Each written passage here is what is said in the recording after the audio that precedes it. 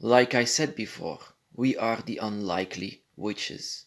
We never searched to be a witch. We never searched to use magic. And yet we are actually performing magic, but also doing rituals and everything that goes with it. Rituals for the dragon are not written down. They are always last minute. And every ritual that you do for the dragon comes from the heart and from the mind. It's not something that you should look up into the internet. It's something that is already written inside of your mind. Your mind tells you how the dragon is and how you can please the dragon with it.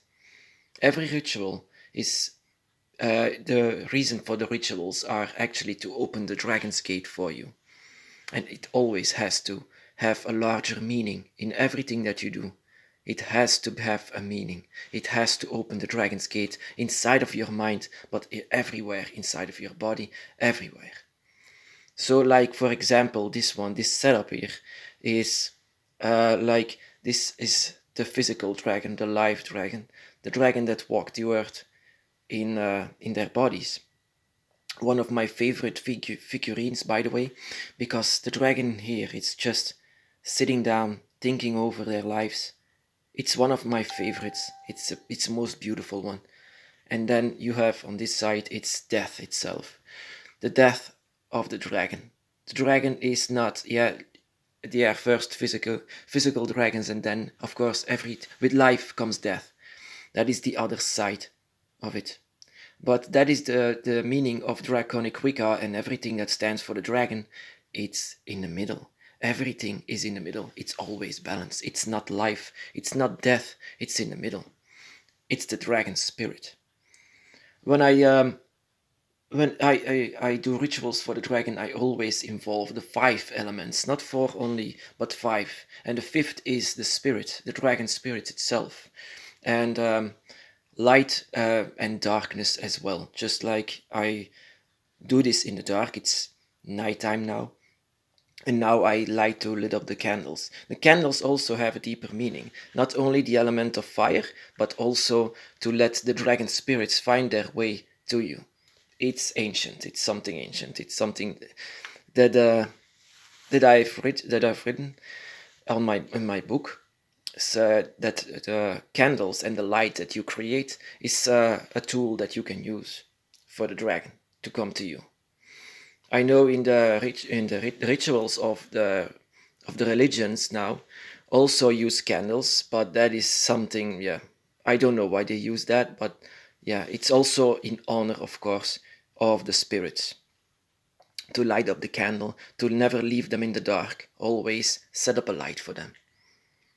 And the four element is also something that I like to use, as the four element create life. The four elements create life, and that is there was no dragon if it wasn't for these four elements, and they are the most powerful ones who can use the elements. They are performing dragon magic just by thinking it. That is what I learned. They think it and it happens. That is manipulation of of nature in its finest. And even death, they cannot even die. They die in physical form, but they will always remain in nature itself and always with you. They are always with you. And now that you have coming on the path of the dragon, your mind is also touched by the dragon, and you have contact with each other. Just to say, if you hear voices in your head, don't think you're crazy. I have this all the time. I have this all the time, and that is not because the dragon speaks a human language. It's not a language at all. It's something that you think. It's something that it's mere thoughts. So yeah, and the rituals, of course, the rituals has to have a deeper meaning. It's not something that you can read from a page. It's something that you have to do right now. Always improvise and do what you think, do what you believe, and do it with a lot of love for the dragon. Always do last minute rituals, not something that is made up. That is the most sincere way to have draconic rituals. Like this setup in here. it has a deeper meaning. It's not just because it looks fancy. I don't like to see the dead dragon. In fact, I hate it. I hate it. But it's just the meaning that it has. That they are not dead, that they are still around, and you are trying to reach for them in the draconic rituals, but also your thoughts, also your love that you have for them. You have a connection, and they will always have this connection with you.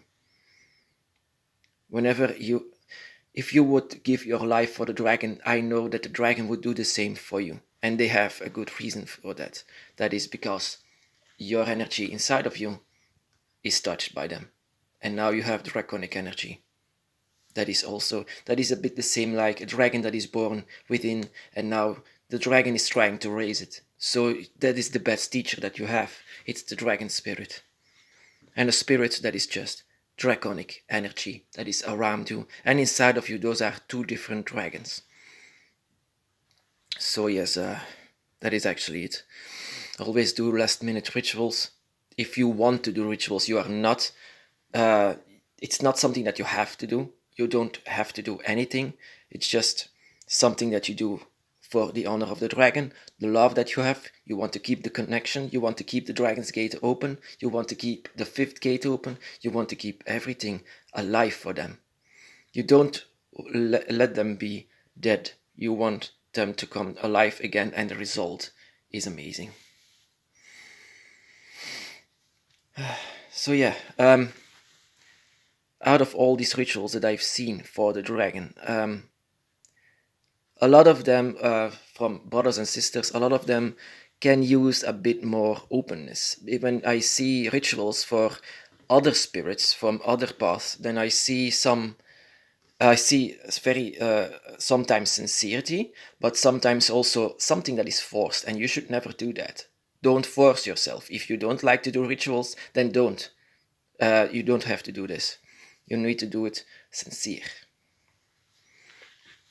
Rituals for the dragon is always sincere and last minute. So that is why when I go to the forests, I see them. I see an opportunity in their habitat of the dragon, where they can where they are the strongest. They can reach the energy from nature itself and the elements, and so then they have the power to come to you much more easily than you if you do it somewhere in a city somewhere where everyone can watch you. And that is also something that you should do. The things that you do for the dragon, like rituals, like spells, like just being with the dragon, your craft is very sacred. So you need to. If someone comes to you and they say, my rituals are better, just send them away. This is your craft, and your craft alone. Can you lead other people inside of this? I think yes. You can lead them, but they have to want it. They have to want it. And you can never say, oh, your dragon is like this and like that. They don't know that. This dragon has only connection with you and not with them. They can feel him. They can feel the dragon, but that's it. They cannot speak to them. They have draconic energy, but that's it. They can feel the draconic energy. That is also something. But they cannot understand the dragon. The dragon will only speak to you, and you are the only one who can reveal the secrets of this dragon. And the rituals are also meant to a deeper understanding for your dragon, to have a deeper understanding for everything that they have. I am now 14 years on the path of the dragon, and there are still things that I need to discover. The dragon is so mysterious, and even about myself, I need to discover something about myself, and rituals for the dragon are revealing a lot. Also dreams and meditation and things like that. But like I said, you don't need to do that. Just up to you if you want to do that. So yes, my brothers and sisters, good luck with this if you want to do this, and be blessed.